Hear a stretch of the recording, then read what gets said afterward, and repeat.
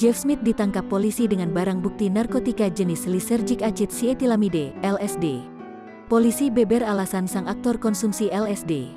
Jeff Smith menambah panjang daftar artis yang terjerat kasus narkoba lebih dari 1 kali.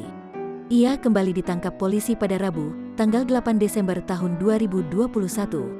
Padahal, Jeff Smith baru saja bebas dari penjara pada tanggal 14 September tahun 2021.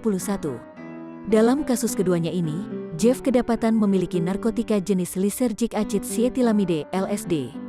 Dilansir tribunstyle.com dari tribunjakarta.com, pria berusia 23 tahun itu mengaku konsumsi LSD sebanyak 4 lembar per hari. Dampak yang ditimbulkan sama dengan penggunaan narkotika yang lain, halusinasi dan sebagainya. Dalam sehari dia bisa gunakan 4 lembar, ujar Kabid Humas Polda Metro Jaya Kombes E. Zulpan. Alasan Jeff memakai LSD pun ikut terkuak. Jeff konsumsi LSD untuk menunjang stamina.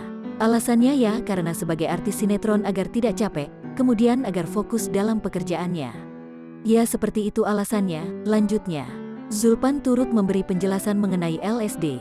Ia menyebut LSD merupakan narkotika jenis baru. Jadi ini narkotika jenis baru, kenapa narkotika ini banyak diburu oleh para pecandu narkotika karena penggunaannya yang mudah. Dia tidak memerlukan alat bantu seperti bong dan sebagainya, dia cukup ditempelkan di lidah.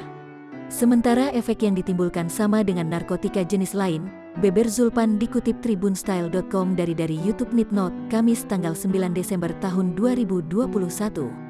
Zulpan pun mengingatkan bahaya narkoba termasuk LSD. Selain merusak kesehatan, narkoba juga mengganggu moral. Imbauan kita adalah ini sangat bahaya, agar masyarakat tidak mencontoh seperti ini.